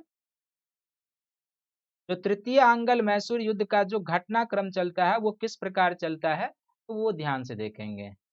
तृतीय तृतीय आंग्ल मैसूर युद्ध का तृतीय आंग्ल मैसूर युद्ध का घटनाक्रम, तृतीय आंग्ल मैसूर युद्ध का घटनाक्रम। तो ये जो तृतीय आंग्ल मैसूर युद्ध है इसको बेसिकली आपको 3 चरण में देखना है। एक ये प्रथम चरण में होता है, 3 चरण में, यानी कि एक प्रथम चरण इसका संक्षिप्त है, एक इसका हम लोग देखेंगे कि दूसरा चरण भी है। तीनों चरण में टीपू सुल्तान ही है, अन्य कोई शासक मैसूर का है नहीं, लेकिन इसको 3 चरण में बेहतर तरीके से हम लोग बांटकर समझ सकते हैं। तीसरा चरण हो जाएगा, तीसरा फेज हो जाएगा। तो जो 1790 से लेके 1792 तक तृतीय आंग्ल मैसूर युद्ध चला था वो क्या हुआ था, 3 चरणों में संपन्न हुआ था। तो प्रथम चरण में क्या होता है कि टीपू सुल्तान के द्वारा प्रथम चरण में टीपू के द्वारा जनरल मिडोज को पराजित किया जाता है। अंग्रेज कमांडर जनरल मीडो को पराजित किया जाता है। ये नाम याद रखेंगे, प्रथम चरण में टीपू के द्वारा जनरल मीडो को पराजित किया जाता है। इस चरण में टीपू को निर्णायक सफलता मिलती है, को पराजित। दूसरा चरण जो होता है, इस चरण की शुरुआत जो होती है कॉर्नवालिस इस युद्ध में, चूंकि इस समय का गवर्नर वही होता है, तो कॉर्नवालिस के एंट्री से जो गवर्नर होता है, तो कॉर्नवालिस के एंट्री से युद्ध की शुरुआत, यानी कि फर्स्ट फेज में मीडो इसका कमांडर था और मीडो को पराजित करते। कॉर्नवालिस की एंट्री होती है और कॉर्नवालिस क्या करता है, तो 1791 में वेलूर पर अधिकार कर लेता है, 1791 में वेलूर पर। और इसी वर्ष कॉर्नवालिस के द्वारा क्या किया जाता है कि अंबूर पर भी अधिकार कर लिया जाता है। वेलूर और अंबूर पर कॉर्नवालिस जब इसका नेतृत्व संभालता है तो इस पर अधिकार अंग्रेजों के द्वारा, कॉर्नवालिस के द्वारा कर लिया जाता है। लेकिन इस चरण में एक टीपू का भी उपलब्धि है, वो ये है कि 1791 में टीपू के द्वारा कोयम्बटूर पर, जो अंग्रेजों के अधीन था, कोयम्बटूर पर अधिकार कर लेता है। टीपू द्वारा कोयम्बटूर पर अधिकार, तो टीपू द्वारा क्या किया जाता है इस चरण में, कोयम्बटूर पर अधिकार। तो दूसरा चरण लगभग बराबर है। और तीसरा चरण जो है इसमें क्या होता है, तो कमांडिंग तो कॉर्नवालिस के हाथ में ही रहती है। कमांडिंग इस चरण में भी जो युद्ध है उसमें कॉर्नवालिस के हाथों में, कमांडिंग युद्ध में कॉर्नवालिस के हाथों में। लेकिन अन्य गवर्नर जनरल भी कॉर्नवालिस की सहायता करने के लिए आ जाते हैं और इसका परिणाम ये होता है कि टीपू की पराजय होती है। टीपू की पराजय इस चरण में निर्णायक पराजय देते हैं, टीपू की पराजय। और टीपू की पराजय जब होती है तो टीपू इस चरण में मजबूर हो जाता है श्रीरंगपट्टनम की संधि करने के लिए। श्रीरंगपट्टनम की संधि के लिए मजबूर हो जाता है। तो जो तृतीय आंग्ल मैसूर युद्ध है ये 3 चरणों में संपन्न हो रहा है। पहला चरण हो गया कि इस चरण में जो मीडो है ये क्या है कि युद्ध का कमांडिंग ऑफिसर है और मीडो को क्या किया जाता है, टीपू के द्वारा पराजित किया जाता है। प्रथम चरण टीपू की उपलब्धि का काल। दूसरे चरण में अब कॉर्नवालिस की एंट्री होती है जो गवर्नर जनरल भी है और युद्ध का कमांडिंग ऑफिसर के रूप में। तो वो 1791 ईस्वी में क्या करता है कि वेलूर पर और अंबूर पर अधिकार कर लेता है, टीपू को पराजित करके उनके सैनिकों को। लेकिन इस चरण में टीपू की भी एक उपलब्धि है कि 1791 में ही टीपू के द्वारा कोयम्बटूर पर अधिकार कर लिया जाता है। तो दूसरा चरण लगभग बराबर है। लेकिन तीसरा और अंतिम चरण निर्णायक चरण साबित हो जाता है। इसमें कॉर्नवालिस के हाथों में युद्ध की कमांडिंग, लेकिन अन्य अधिकारी जैसे आर्थर, जो आप कहेंगे इस चरण में जो है मीडो है, स्टुअर्ट है, मैक्सवेल है, ये सभी कॉर्नवालिस की सहायता के लिए आ जाते हैं, मीडो, मैक्सवेल और स्टुअर्ट। और तब टीपू सुल्तान की पराजय होती है और पराजय के बाद इस युद्ध की जो अंत होती है वो श्रीरंगपट्टनम की संधि के तहत होती है। श्रीरंगपट्टनम के संधि के तहत होती है। तो श्रीरंगपट्टनम के संधि के तहत जो इस युद्ध की अंत होती है उसमें क्या क्या प्रावधान था श्रीरंगपट्टनम की संधि में, ये आपको जानने की जरूरत है कि श्रीरंगपट्टनम की संधि में क्या क्या प्रावधान था। और यहाँ पर कॉर्नवालिस का एक स्टेटमेंट है वो भी आपको बताएंगे। तो सबसे पहले हो जाएगा श्रीरंगपट्टनम की संधि। श्रीरंगपट्टनम की संधि, तो ये जो श्रीरंगपट्टनम की संधि है बेसिकली कब हुआ था, 1792 में, और इसी से तृतीय आंग्ल मैसूर युद्ध की समाप्ति हुई थी। तो इस संधि के प्रावधानों में क्या था कि तृतीय आंग्ल मैसूर युद्ध में क्या था कि इस संधि के तहत टीपू को जो है 3 करोड़ रुपया हर्जाने के रूप में देना पड़ा था। 3 करोड़, टीपू को 3 करोड़ रुपया हर्जाना देना पड़ा था। 3 करोड़ रुपया हर्जाना देना पड़ा किसको, तो अंग्रेजों को देना पड़ा। दूसरा, जब तक हर्जाना नहीं दे पाया था तब तक अपने 2 पुत्र को अंग्रेजों के पास बंधक रखना पड़ा था। अपने दो पुत्र को बंधक के रूप में अंग्रेजों के पास रखना पड़ा। बंधक के रूप में रखना पड़ा था। टीपू सुल्तान को बंधक के रूप में रखना पड़ा अंग्रेजों के पास। दूसरा, तीसरा, लगभग अपना आधा राज्य खो दिया। टीपू ने लगभग अपना आधा राज्य खो दिया। लगभग अपना आधा राज्य खो दिया टीपू सुल्तान ने। तो ये जो आधा राज्य खोया था, तो इसी संधि के प्रावधानों के तहत क्या था कि जो त्रिगुट बना था। आपको याद होगा कि इस तृतीय आंग्ल मैसूर युद्ध की पूर्व संध्या पर त्रिगुट बना था। और इस त्रिगुट में कौन था, तो अंग्रेजों के तरफ निजाम भी शामिल था और मराठा भी शामिल था। तो जाहिर सी बात है कि अब इस युद्ध में जब अंत हुआ है तो निजाम और मराठों को भी कुछ मिलेगा। तो इस संधि के तहत क्या है कि निजाम को मैसूर का कुछ क्षेत्र मिला। तो निजाम को जो कुछ मैसूर का क्षेत्र मिला था वो बेसिकली पूर्वी तट पर कृष्णा और पेन्नार नदी के बीच का क्षेत्र मिला। निजाम को कृष्णा और पेन्नार नदी के बीच का क्षेत्र मिला। निजाम को कृष्णा और पेन्नार नदी के बीच का क्षेत्र मिला। और जाहिर सी बात है कि मराठे भी त्रिगुट में शामिल थे, तो मराठों को भी कुछ मिलेगा। तो मराठों को जो है ना सो वर्धा और कृष्णा नदी के बीच का क्षेत्र मिला था। मराठों को वर्धा और कृष्णा नदी के बीच का क्षेत्र, वर्धा और कृष्णा नदी के बीच का क्षेत्र, या आप यह कह सकते हैं कि तुंगभद्रा नदी के उत्तर का क्षेत्र मिला था। तुंगभद्रा नदी के उत्तर का क्षेत्र मिला था। और जो महत्वपूर्ण एरिया था वो छठा पॉइंट अंग्रेजों के पास रहा, जिसमें अंग्रेजों के पास 12 महल का क्षेत्र रह गया। अंग्रेजों के पास 12 महल का क्षेत्र रह गया। मालाबार का क्षेत्र अंग्रेजों के पास रहा। जो डिंडीगुल का क्षेत्र है, 12 महल, मालाबार, डिंडीगुल, ये सभी क्षेत्र जो टीपू सुल्तान के थे वो किसके पास रह गए? ये सभी अंग्रेजों ने अपने पास रख लिए। और इसी के बाद जो इस समय का गवर्नर जनरल था, अंग्रेजों का गवर्नर था, कॉर्नवालिस। कॉर्नवालिस का एक स्टेटमेंट है जिसको आप समझने का प्रयास करेंगे। कॉर्नवालिस का एक स्टेटमेंट है कि हमने अपने शत्रु को भी कमजोर बना दिया और मित्रों को भी मजबूत होने नहीं दिया है। देखो इसी से यहाँ पर आंसर, ये स्टेटमेंट किधर की ओर ले जा रहा है और कैसे ये स्टेटमेंट है कॉर्नवालिस का। तो कॉर्नवालिस कहता है कि हमने अपने शत्रु को कमजोर कर दिया। दो पक्ष इसका देखिए, तब आपको समझ में आएगा। स्टेटमेंट क्वेश्चन क्या है? कॉर्नवालिस का कहना है कि हमने अपने शत्रु को कमजोर कर दिया है, शत्रु को कमजोर कर दिया है। हमने अपने शत्रु को कमजोर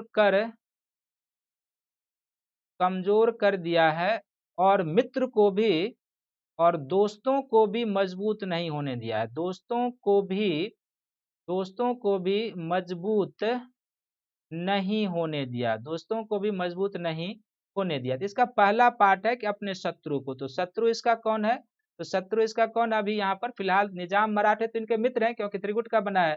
इनके शत्रु है मैसूर। तो मैसूर को तिसनवा से कमजोर कर दिया क्योंकि क्षतिपूर्ति के रूप में 3 करोड़ रुपया देना पड़ा, बंधक के रूप में टीपू सुल्तान को पुत्र रखना पड़ा, और उससे भी क्या कि लगभग अपना आधा राज्य जो है टीपू सुल्तान को अंग्रेजों को देना पड़ा। तो निसंदेह मैसूर को कमजोर कर दिया, टीपू सुल्तान को कमजोर कर दिया।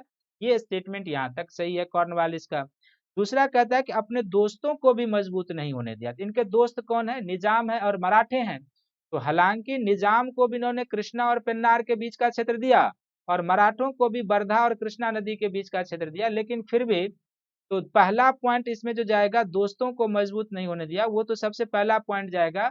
जो मैसूर से प्राप्त क्षेत्र था उसका जो सामरिक और व्यापारिक महत्व का क्षेत्र था, जैसे 12 महल है, मालाबार है, डिंडीगुल है, डिंडीगुल में शस्त्रागार था हैदर अली के द्वारा निर्मित, मालाबार और 12 महल समुद्र तटीय क्षेत्र व्यापार वाणिज्य के लिए महत्वपूर्ण था। तो ये सभी क्षेत्र अंग्रेजों ने अपने पास रख लिए, जबकि कम महत्वपूर्ण क्षेत्र जो कृष्णा और पेन्नार के बीच था वो निजाम को दिया और मराठों को भी वर्धा और कृष्णा के बीच का क्षेत्र दिया जो कम महत्वपूर्ण का क्षेत्र था। एक तो ये। दूसरा, कमजोर इस रूप में भी, मजबूत इस रूप में भी नहीं होने दिया कि यदि कॉर्नवालिस चाहता, टीपू सुल्तान पराजित हो चुका था, तो मैसूर के सभी भाग को अपने राज्य में वो मिला सकता था। लेकिन यदि वो मैसूर के पूरे क्षेत्र को ब्रिटिश साम्राज्य में मिलाता तो फिर क्या होता कि निजाम को भी और क्षेत्र देना होता, मराठों को भी और क्षेत्र देना होता, तब निजाम और मराठे और मजबूत हो जाते। और ये जानते थे कि आगे हमें मराठे से तो टकराना ही है, जो जस्ट शुरुआत होगी 1803 से 1806 के बीच सेकेंड एंग्लो मराठा वॉर। तो इसलिए इसको इसी अर्थ से समझना है कि हमने अपने शत्रु को कमजोर कर दिया है और दोस्त या मित्रों को भी मजबूत नहीं होने दिया है। वो इसी से इसका आंसर निकलेगा कि कैसे उसने टीपू को कमजोर किया और कैसे उसने जो निजाम और मराठे उनके दोस्त थे उनको भी मजबूत नहीं होने दिया। ये कॉर्नवालिस का स्टेटमेंट कई बार आता है। यदि आपका ऑप्शनल पेपर होगा तो आप देखिएगा इस तरीके के स्टेटमेंट आते हैं। तो जो तृतीय अंगल मैसूर युद्ध है, आपने देख लिया कि जो युद्ध का जो कारण था, कैसे युद्ध का घटनाक्रम कैसे चलता है, वो आपको बताया कि 3 चरणों में युद्ध के घटनाक्रम को आपको ध्यान में रखना है। युद्ध के अंत श्रीरंगपट्टनम की संधि, उस संधि का जो प्रावधान है ये, और उसके बाद जो कॉर्नवालिस का स्टेटमेंट है वो आपने देख लिया है। तो इस तरीके से 3 एंग्लो मैसूर वार को आपने देख लिया है। जो प्रथम एंग्लो मैसूर वार हुआ था, ना केवल तो अभी तक आपने क्या देख लिया है, तो सबसे पहला आपने देख लिया कि हैदर अली का उत्थान कैसे होता है। हैदर अली के उत्थान को आपने देख लिया, हैदर अली के उत्थान को देख लिया है पहला। दूसरा, मैसूर राज्य किस तरीके से अस्तित्व में आता है, तो मैसूर राज्य किस तरीके से अस्तित्व में, ये आपने देख लिया है। और फिर 3 आंग्ल मैसूर वार को आप पढ़ चुके हैं, 3 आंग्ल मैसूर वार को पढ़ चुके हैं, 3 आंग्ल मैसूर वार को पढ़ चुके हैं। तो मुझे लगता है आज के लिए सफिशियंट है। अगले लेक्चर में मैं आपके लिए 2 सेक्शन लेके आऊंगा। तो इस मैसूर के चीज पर जो दूसरा लेक्चर होगा उसमें हम लोग चतुर्थ आंग्ल मैसूर युद्ध पढ़ेंगे। दूसरे लेक्चर में चतुर्थ आंग्ल मैसूर युद्ध करेंगे। और चतुर्थ आंग्ल मैसूर युद्ध के साथ साथ उसी में हम लोग टीपू सुल्तान के बारे में अध्ययन करेंगे अलग से। टीपू सुल्तान के बारे में उसकी उपलब्धियों के बारे में कई सारे फैक्ट हैं, पॉइंट है, तो फैक्चुअल सेक्शन के सहारे उसका अध्ययन करेंगे। तो मैं उम्मीद करता हूं कि ये वीडियो आपके पीटी और मेंस के लिए ये क्लास प्रोग्राम आपको अच्छा लग रहा होगा। इसको देखकर अपना नोट्स बना लीजिएगा जैसे आप पहले बना रहे थे। और यदि कहीं पर फैक्चुअल एरर होता है तो खुद से भी कर सकते हैं, वैसे संभावना नहीं है, लेकिन यदि कहीं पर हो तो। और कॉन्सेप्ट पर बेसिकली ध्यान रखना है। कुछ लोगों ने लिखा कि सर आप वर्ष लिखा कीजिए, तो हमने वर्ष भी इसमें सारे लिख दिए कि कब किस वर्ष कौन सी घटनाक्रम हुई है। तो फैक्ट को अधिक से अधिक समाहित करने का प्रयास किया है।